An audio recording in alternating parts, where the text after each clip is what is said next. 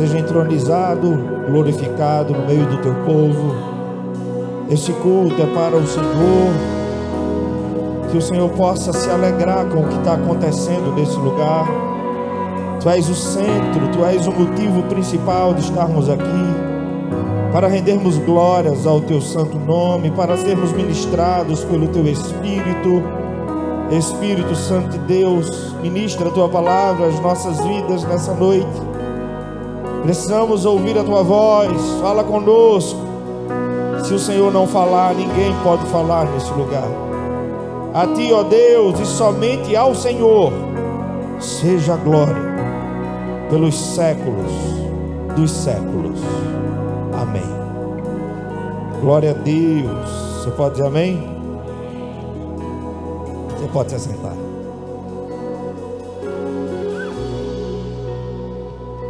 Somente a Deus a glória.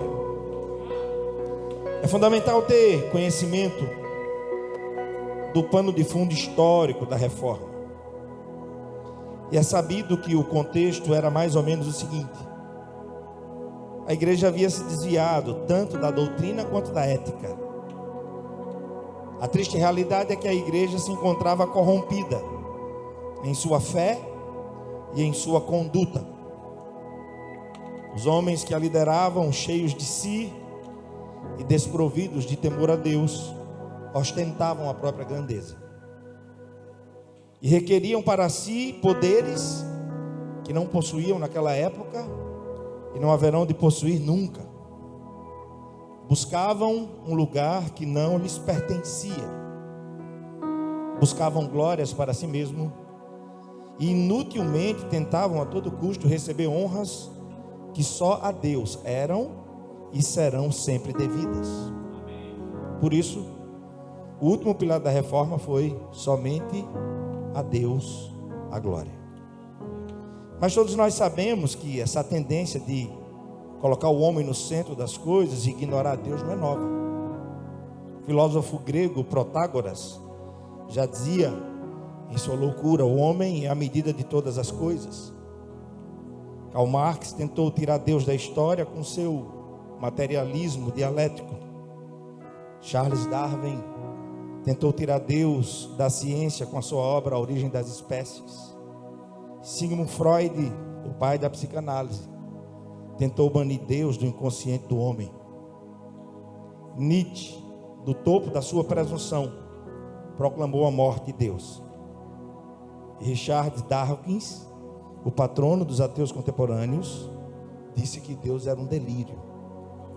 Eles tentaram, mas só tentaram. Onde é que eles estão? No túmulo. E onde é que Deus está?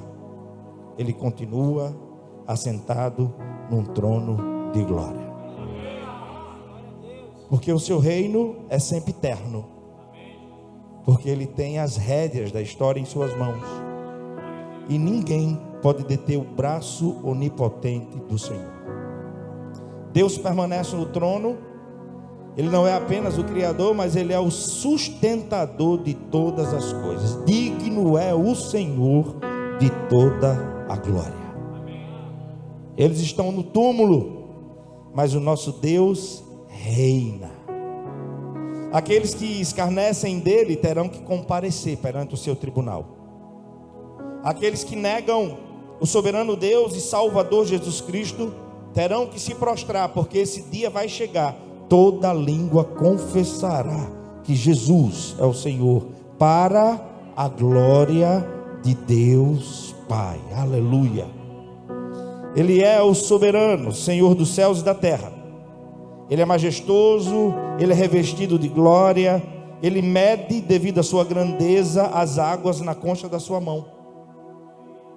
Ele pesa o pó das montanhas em uma balança de precisão. Ele mede o firmamento, os céus a palmos. Ele espalha as estrelas no firmamento. Ele considera as nações da terra como um pingo que cai dentro de um balde. E Ele vê os poderosos da terra como uma tremenda nulidade. Deus não divide a sua glória com ninguém. Não incorramos no erro que foi corrigido com a reforma. Mas esse é um perigo que todos nós corremos. Tentar tocar na glória que pertence somente ao Senhor. Toda glória que o homem acha que tem direito é, na verdade, vanglória. Sabe o que é vanglória? É glória vazia, é idolatria, é abominação, porque glória somente a Deus. Toda a criação celebra o Criador. Os céus, diz a palavra, proclamam o quê? A glória de Deus. A criação por si só dá glórias ao Deus. E a minha pergunta para você nessa noite é: você tem glorificado a Deus com a sua vida? Não apenas no culto, quando a gente levanta e brada glória a Deus, de boca fechada, a nossa vida tem glorificado ao Senhor? Os céus proclamam a glória de Deus, o firmamento anuncia as obras de suas mãos. As digitais do Criador podem ser vistas na vastidão do mundo, no firmamento, na imensidão do universo. A majestade, o poderio pode ser visto na singularidade da gota de um orvalho. O nosso Deus é grande, tremendo, poderoso.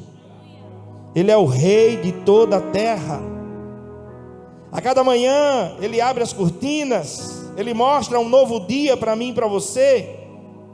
Oh Deus maravilhoso! Só os incrédulos fecham os ouvidos com o tampão da incredulidade para a verdade das Escrituras.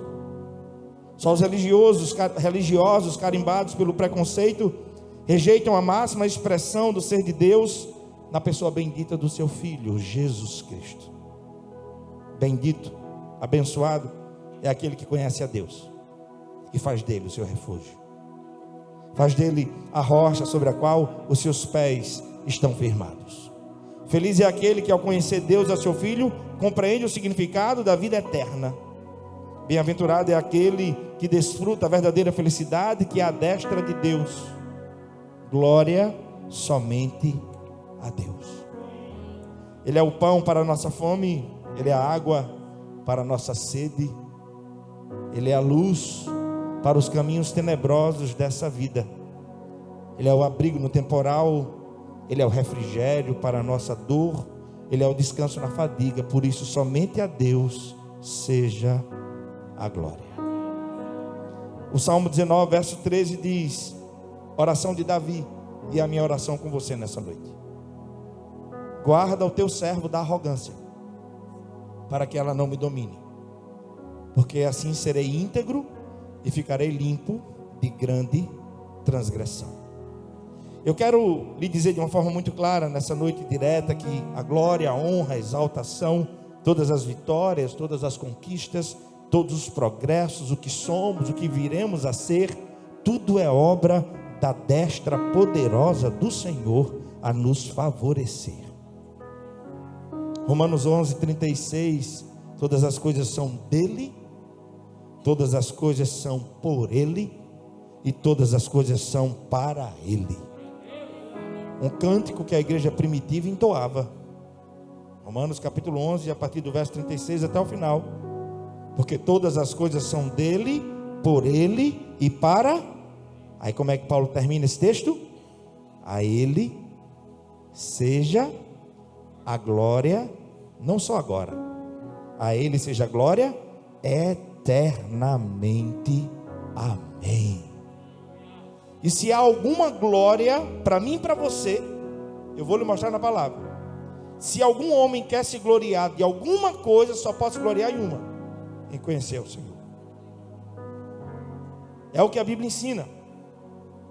O cântico que a igreja primitiva entoava é Romanos 11, de 33 a 36. Tudo em nossa vida provém de Deus. Se você entende, diga amém.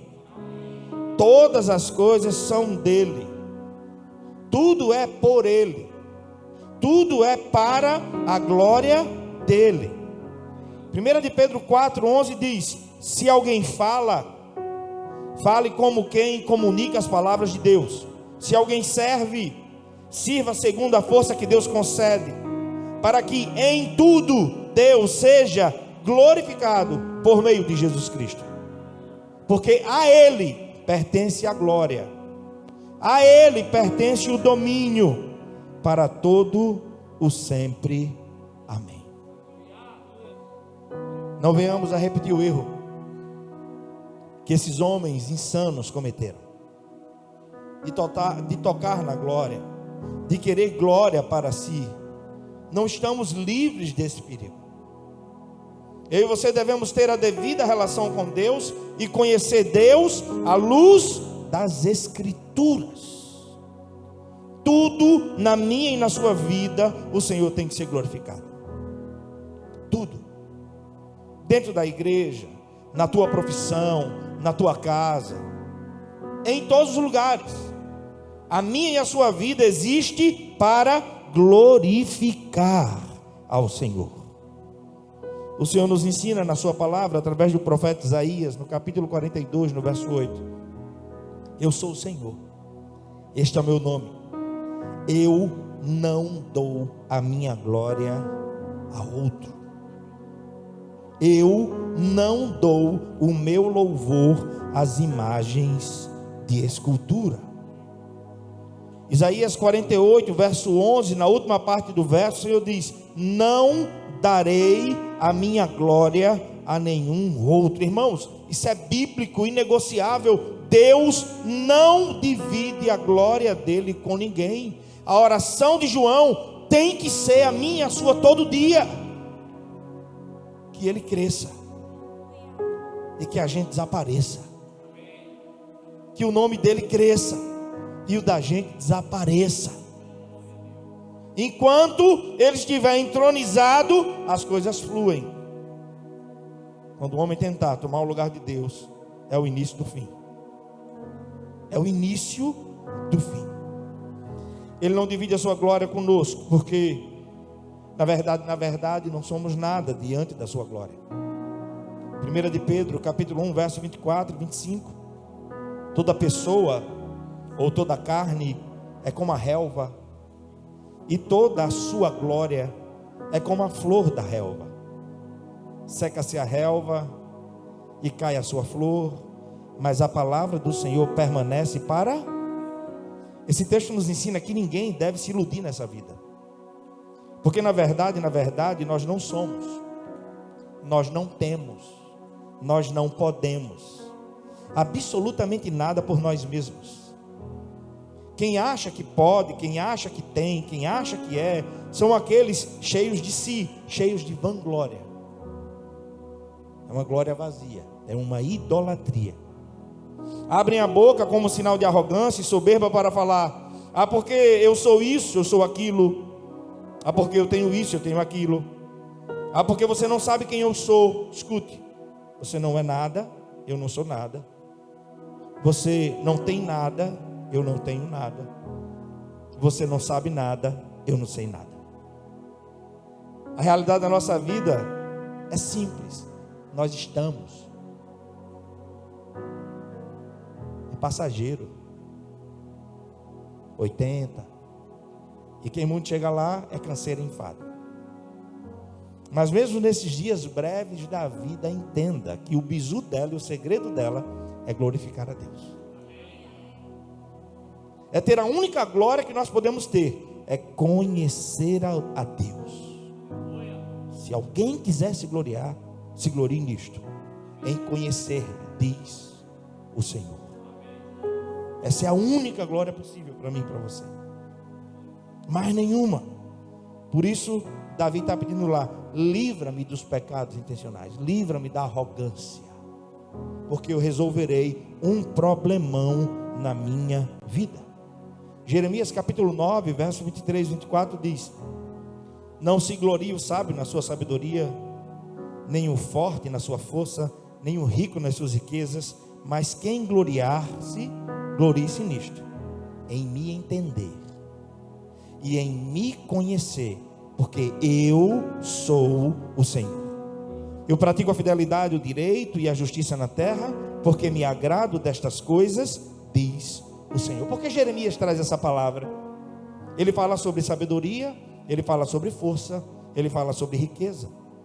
3 coisas que enchem os olhos de qualquer mortal. Sim ou não? Sim ou não? 3 coisas que fazem com que qualquer um, muito facilmente, deixe de dar glória a Deus para se gloriar, para se orgulhar. Mas todo ser humano, sem importar classe social, sem importar suas posses, sua sabedoria, sua influência, tem apenas uma razão válida para gloriar-se. Você conhece a Deus? Você conhece ao Senhor? Você sabe quem é esse Deus maravilhoso? Voltemos a Salmo 19, verso 3. Oração de Davi. Me guarda, Senhor. É a minha oração com você nessa noite. Porque eu tenho certeza de uma coisa: Deus quer nos levar a lugares altos. Deus já está nos conduzindo em vitória. Mas tem que ter um cuidado. Ontem na rádio falávamos sobre isso. A razão de ser dessa igreja para tudo: primeiro, glorificar a Deus. Segundo, abençoar vidas. É a razão de ser. É a motivação para pregar o evangelho. É a motivação para realizar obras sociais. É a motivação para pregar o evangelho todo, para o homem todo, alcançando os seres humanos em todas as suas necessidades físicas, emocionais, materiais e espirituais. Eu me identifico com Davi, com essa preocupação dele aqui no Salmo 19. Me guarda, Senhor, que o coração é enganoso. Me livra da arrogância, me livra da soberba, que ela não me domine, porque se ela não me dominar, o que ele está dizendo aqui no Salmo, serei íntegro e resolverei um problemão na minha vida, porque te conhecerei verdadeiramente e procederei humildemente diante de Deus e diante dos homens. Eu quero lhe dizer que essa é uma oração que devemos fazer sempre ao Senhor. Precisamos sempre atentar para isso na minha e na sua vida. A preocupação de Davi era para que ele não confundisse as coisas. Tudo que ele não queria fazer era tocar na glória de Deus. E Deus conhecia o coração de Davi. Na verdade, o seu coração foi o motivo da sua escolha. Deus achou um homem segundo o seu coração. E Davi está numa bênção. Davi está entronizado como rei. Davi está no palácio. Está tudo indo de vento em polpa. Um tempo de paz, tranquilidade. E o Senhor falou a Davi através do profeta Natã. Lá em 2 Samuel 7 e 8. Eu gosto mais desse texto. Ele disse: vá lá e fale com meu servo Davi. E diga a ele: assim diz o Senhor, Davi, não se esqueça que foi Deus quem te tirou de detrás das ovelhas para te tornar o soberano do seu povo. A glória é dele, sim ou não? A glória é dele, sim ou não? Então ele levanta e ele abate. Ele exalta e ele também humilha. Não é o que diz Daniel no capítulo 2? Ele estabelece reis e ele retira reis, porque a glória pertence a ele. Porque não há outro Deus como o nosso Deus. Será que dá para você entender o que o Senhor falou e o que ele está ensinando nesse texto a Davi pelo profeta Natã? Você vai entender porque o Senhor falou e ensinou isso a Davi, e ele está falando comigo e com você. Ele já tem te abençoado, irmão. Lá no teu trabalho, dá glória a Deus, irmão. Você faz algo com muita maestria, com talento, com graça, aonde quer que seja, reconheça, é graça de Deus sobre a sua vida. É a graça de Deus. As habilidades que nós temos para fazer o que fazemos, para servir como servimos, é um favor de Deus. E isso nos é liberado para que o nome dele seja glorificado. Eu declaro sobre a sua vida que Deus vai te levar aonde você nem imagina. Ele diz que ele nos criou para sermos cabeça e não cauda. Amém? Mas quando estiver lá, você vai dizer, para que todos saibam, vejam e entendam que foi a mão do Senhor que fez isso. Sabe por que Natan é comissionado por Deus para lembrar Davi? Você está no palácio, você tem um palácio inteiro para você. Você vivia esquecido atrás das ovelhas pelo seu pai da terra, mas lá atrás das ovelhas o teu pai do céu te via, e lá ele te preparava. Sim ou não? Sim ou não? O que habilitou Davi para enfrentar Golias? O leão e o urso. Quem viu o leão e o urso? Só Davi e Deus. Mas ele chega diante de Golias como? Como alguém que viveu todos os processos. E olhou para trás e disse, como nordestino, vai ser do mesmo jeitinho. Como eu venci o leão e o urso, eu vou vencer esse gigante.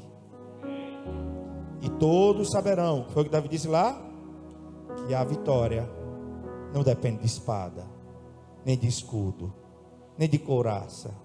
A vitória vem do nome do Senhor.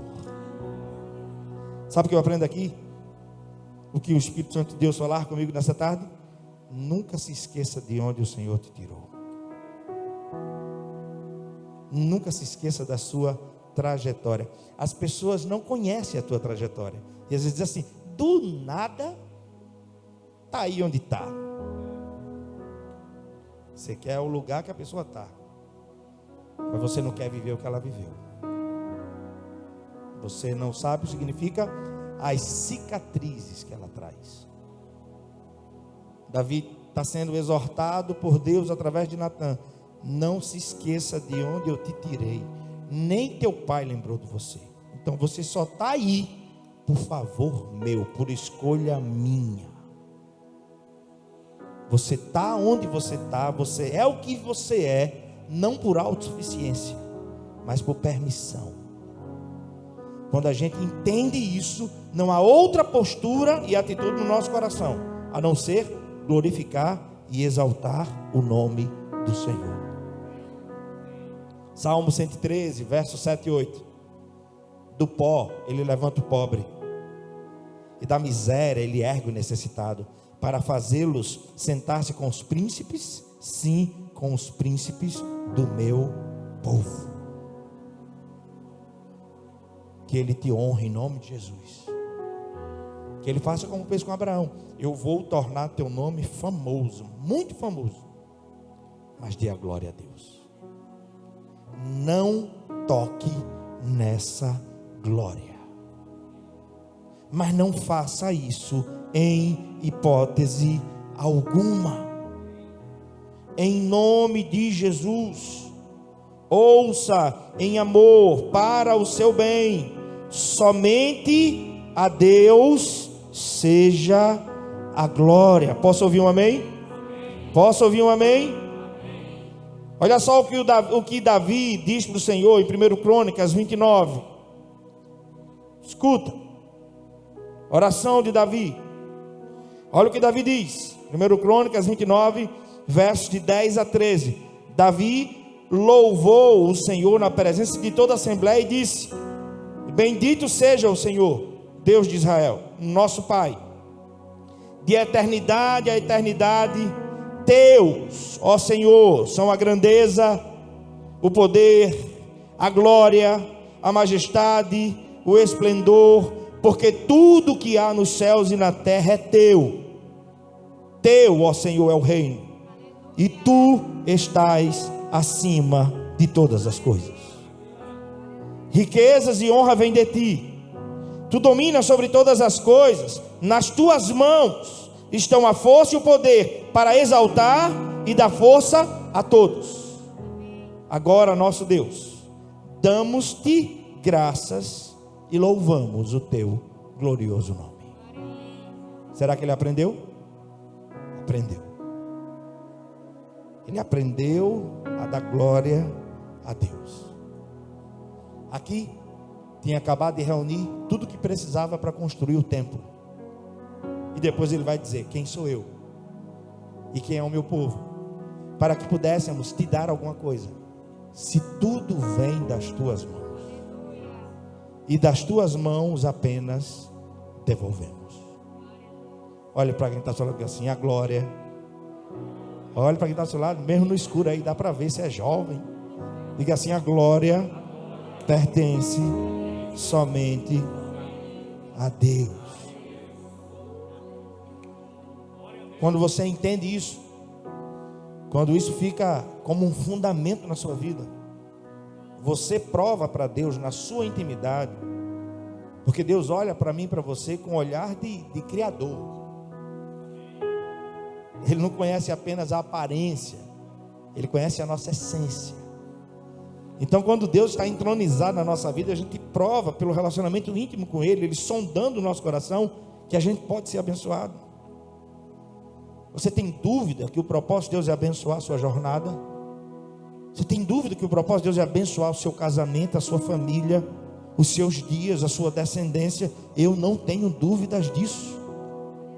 Agora, desde hoje, desde pequeno, eu digo aos meus filhos, qualquer coisa que eles querem muito, e a gente consegue. Está vendo isso aqui? Quem foi? Foi Deus. Está vendo isso aqui? Foi Deus. Coisa simples. Eu crio memórias na cabeça deles de caso pensado. O menino estava com o celular lá, quebrou. Eu deixei ele sem celular. Eu vou orar. Vai pedir a Deus, meu filho. A gente conseguiu comprar. Por que pai não comprou? Porque pai não tem dinheiro? Não, meu filho. A causa maior de tudo que a gente tem é Deus. Tudo vem das mãos do Senhor. Quando a gente entende isso, eu libero essa palavra sobre a sua vida. Que você possa estar nessa caminhada com Deus, de entrega, de reconhecimento, de conhecer a Deus, de entronizá-lo na sua vida, de glorificá-lo, sabendo que você não se perde em meio às bênçãos, você pode ser abençoado e não se perder em meio a elas. Deus vai fazer com você o que fez com Josué. Josué capítulo 3 verso 7, só a parte A. Então o Senhor disse a Josué: hoje eu começo a te honrar perante os olhos de todo Israel. Josué 4 verso 14, só a parte A também. Naquele dia o Senhor honrou Josué aos olhos de todo Israel. Josué 6, 27. Assim o Senhor estava com Josué, e a sua fama corria por toda a terra. Qual foi o bizu de Deus para Josué? Meu filho, tu vai fazer esse povo herdar. Tu vai fazer esse povo chegar onde eu tenho preparado para ele. Mas faça uma coisa: medita na palavra de dia e de noite, e não se desvie dela, nem para a direita, nem para... Qual a forma mais segura de conhecer a Deus? Palavra, irmão. A forma mais segura de conhecer a Deus é pela palavra. Que o Senhor te honre. Antes, porém, Ele esteja devidamente entronizado na sua vida. Somente a Deus seja. Somente a Deus seja. Para a gente encerrar, Atos capítulo 3. Pedro e João foram usados por Deus para curar um homem aleijado. E nos versos de 9 a 11 nos diz que quando o povo viu aquilo, todos ficaram espantados. E o texto relata, eles ficaram assombrados. O homem que foi curado se apegou a Pedro e João, e todo o povo corre para perto deles.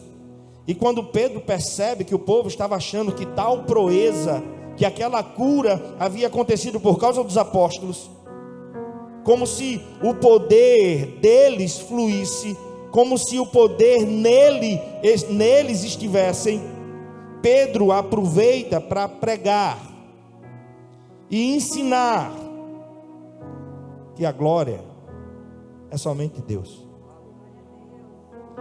Ele vai dizer assim, deixa eu ler para você, Atos capítulo 3, verso 12, 13 e 16. Vendo isso, Pedro lhes disse: israelitas, porque isto os surpreende? Porque vocês estão olhando para nós, como se tivéssemos feito este homem andar por nosso próprio poder ou piedade? O Deus de Abraão, o Deus de Isaque, o Deus de Jacó, o Deus dos nossos antepassados, glorificou o seu servo Jesus, a quem vocês entregaram para ser morto e negaram perante Pilatos, embora ele tivesse decidido soltá-lo. Verso 16. Pela fé no nome de Jesus. Irmão, tem que ser muito crente, irmão. É ou não é? É ou não é? É ou não é, irmão? Eu oro e as pessoas são curadas. Olha que tentação. Não, foi a gente não. Foi pela fé no nome de Jesus. Porque ninguém pode tocar na glória do Senhor.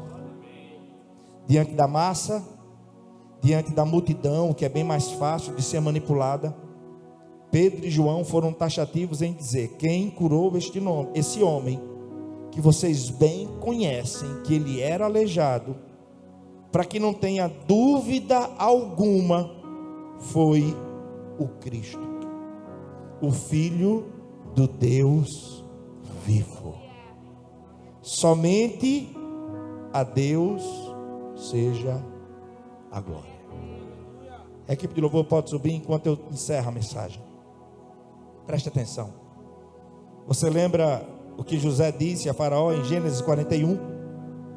Quando foi chamado para interpretar o sonho que ninguém conseguiu. No verso 15, Faraó disse a José: ouvi dizer que quando ouves contar um sonho, você pode interpretar. E José prontamente, sem demorar, no verso 16 respondeu: isso não está em mim, isso está em Deus. Olha que consciência, olha que tentação. O poderoso ouvi dizer que se alguém conta alguma coisa a você, você interpreta. Não está em mim. O que é que José está fazendo? Eu não posso tocar na glória de Deus. Posso te mostrar outro exemplo? Da mesma forma agiu Daniel, quando foi chamado para revelar o sonho de Nabucodonosor, em Daniel 2, versos 26 a 28. Vemos que Nabucodonosor pergunta a Daniel se ele pode revelar o sonho, e Daniel disse: o mistério que o rei exigiu, nem sábios, nem adivinhos, nem magos, nem prognosticadores lhe podem revelar, mas há um Deus nos céus que revela os mistérios. Não sou eu, rei, não está em mim.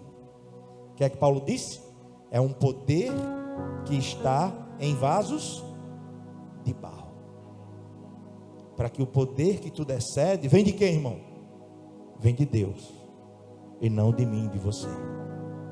Que você seja um vaso de barro, que o poder de Deus e a presença de Deus te domine, que o teu rastro seja, sabe de quê?